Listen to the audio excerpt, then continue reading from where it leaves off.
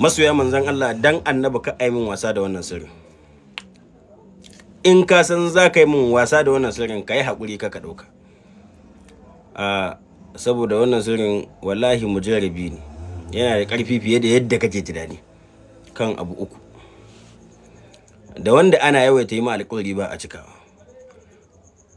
da wanda yau gashi komai ya kulle ba gaba ba baya, abin ya taho kamar zai sai kaga abin ya lalace, sai kaga mu lissafawa komai ya buɗe abu yana tafiya kawai, sai kaga abu ya ƙara lalacewa, kaga nan ya buɗe nan ya buɗe, sai abu yayi nisa kawai kaga ya ƙara lalacewa.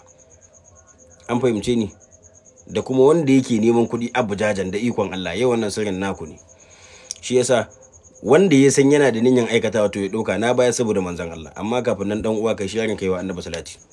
Duk wani masoyin manzon Allah ina so ya sharing tukuna ayi wa annabi salati. Ina buƙatan wannan, saboda sharing yan uwa musulmai za su amfana.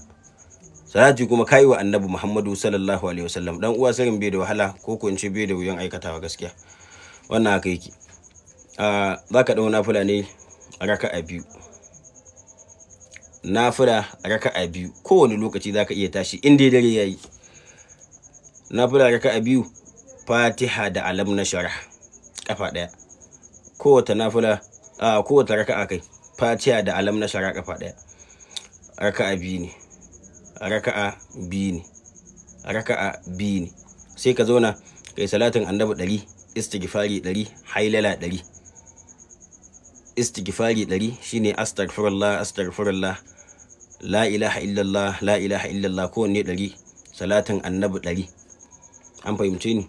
Sannan a shiga aiki. Sirri ne na Fatiha, adadin sunan manzon Allah sallallahu alaihi wasallam. Wallahi duk wanda ya san zai mun wasa da wannan sirrin ka ya dauka. Wallahi ina son sirrin nan fiye da yadda mutum yake tunani. Fatiha ce adadin sunan manzon Allah sallallahu alaihi wasallam, kafa 92. Kafa 92. Za ka yi wannan so ɗaya, so biyu, so uku. Ma'ana daren yau, daren gobe, daren jibi, kwana uku. In Allah ya so da za a yi wa Allah godiya. Fatiha ce kafa 92. Wallahi dan uwa in baka san sirrin Fatiha ba, jarraba sirrin Fatiha yau.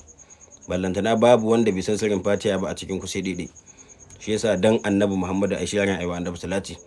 Ine ma kowa fatan alheri da gani yaran malam mai guguwa masoyin manzon Allah. Dan uwa in zaka tashi ka tashi. Zamani ne yazo yanzu wanda in baka tashi kai hurjan jankan harkokin rayuwanka ba, kana can kana biyo mu lissafin wani, wallahi can ka bata a jefi ka amanta da kai.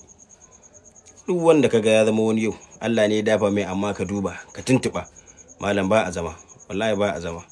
In ka ji an cewa ni to ba banza ba. Ina ƙara jan kunni kan namba na 081 00 71 3901. Ine muku fatan alheri.